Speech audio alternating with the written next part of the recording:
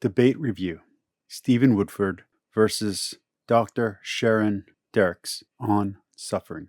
This review covers the debate between Stephen Woodford, a YouTube atheist, and Dr. Sharon Dirckx, a Christian, on the topic of why a good God allows suffering. The debate took place on the Unbelievable podcast, alternate channel, Premiere Unbelievable, and appears to be the second part of a two-part discussion.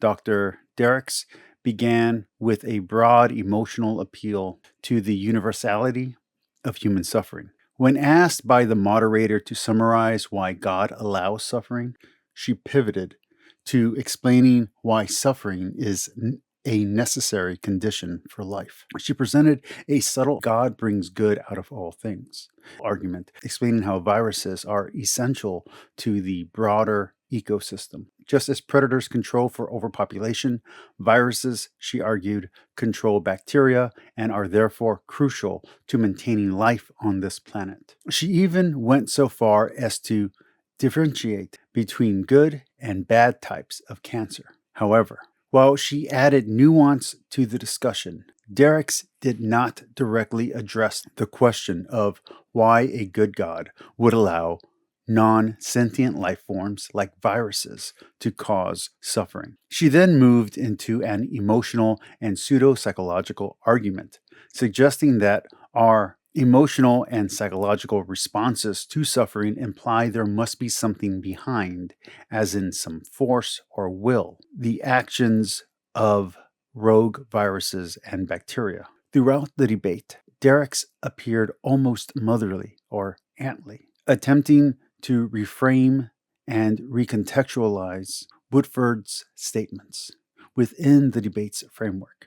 She seemed more adept at arguing against herself than Woodford was at engaging with her points. In her effort to clarify his self-indulgent realizations, she made the strong claim that there is nothing in the natural mechanisms of life that necessitates moral judgment.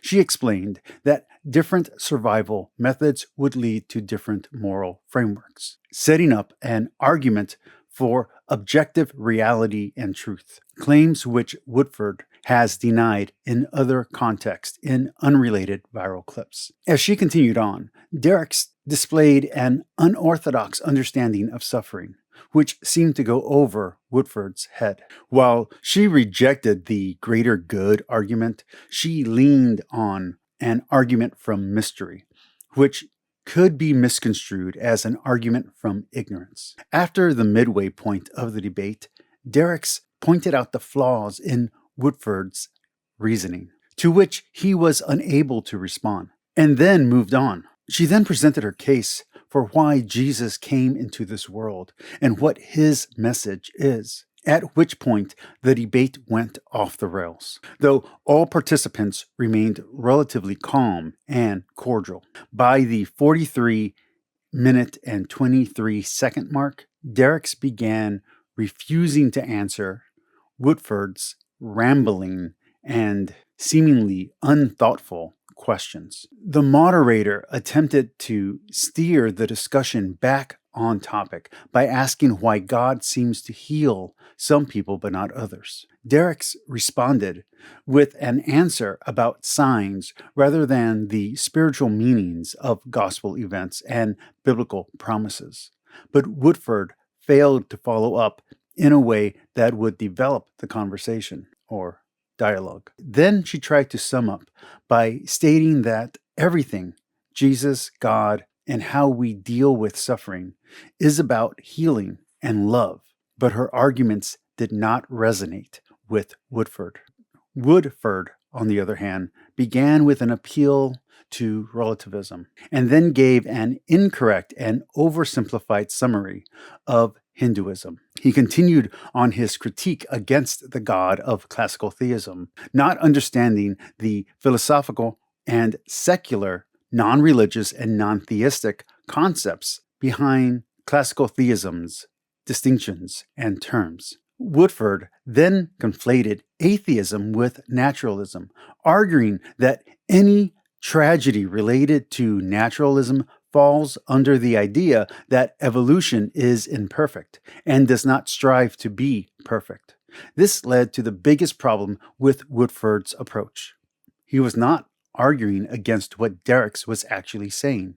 Instead, he seemed to be shadowboxing against arguments he personally holds a grudge against, which inadvertently made Dirckx appear more reasonable by default, even when she engaged in broad emotional appeals, which are informal fallacies. Woodford was so off target that he put words in Dirckx's mouth, to which she could only respond, "I didn't say those words." He continued to insist that she make claims she never made, which was frustrating and sad to watch. He misinterpreted her honest questions, designed to reframe the discussion and avoid misunderstandings, as objections or arguments. Woodford seemed to assume hostility or aggression from the Christian side of the debate, which was unwarranted, and suggested a significant misreading of the situation. He then